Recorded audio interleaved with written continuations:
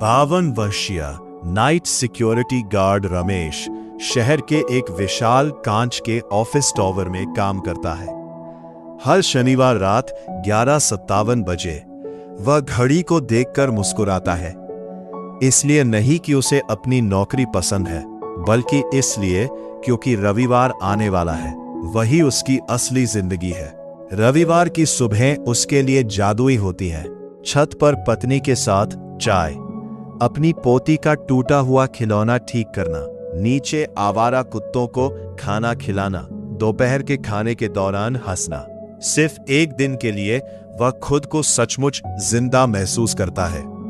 फिर सोमवार आ जाता है। एक बरसाती मंगलवार की रात, खाली ऑफिस बिल्डिंग में चक्कर लगाते हुए उसे कुछ अजीब दिखाई देता है।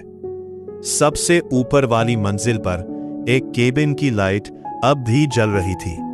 अंदर कंपनी का मालिक बैठा था, 60 की उम्र का एक अरबपति, अकेला अपनी मेज पर रखे बिना छुए जन्मदिन के केक को खाली नजरों से देखता हुआ। उसके फोन पर फैमिली के 20 मिस्ड कॉल चमक रहे थे। सर, आपको घर चले जाना चाहिए। बूढ़े आदमी ने थकी हुई मुस्कान दी। घर?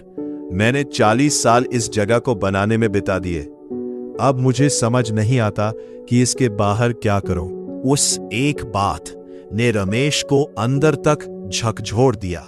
अगले रविवार पहली बार उसने कुछ परेशान करने वाली बात महसूस की। परिवार के साथ दोपहर का खाना खाते हुए भी वह बार बार समय देख रहा था। उसे अचानक महसूस हुआ वह रविवार को जी नहीं रहा था, वह सोमवार से भाग रहा था। उस शाम काम के लिए जल्दी सोने की बजाय वह चुपचाप अकेले पास के पार्क की ओर चला गया। बच्चे खेल रहे थे। एक बूढ़ा दंपत्ति भुनी हुई मूंगफली बांट रहा था। एक सड़क का गायक आंखें बंद करके गा रहा था, जैसे उसे कहीं और जाने की कोई जल्दी ही न हो।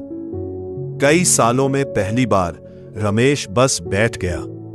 ना कोई जल्दी, ना कोई गिनती, ना किसी और दिन का इंतजार, ताकि वह खुद को जिंदा महसूस कर सके। अगली सुबह बाहर से कुछ भी नहीं बदलता। वही यूनिफॉर्म, वही बिल्डिंग, वही सैलरी। लेकिन जब वह कांच के टावर पर पड़ती सूर्योदय की रोशनी को देख रहा था, वह एकदम शांत था।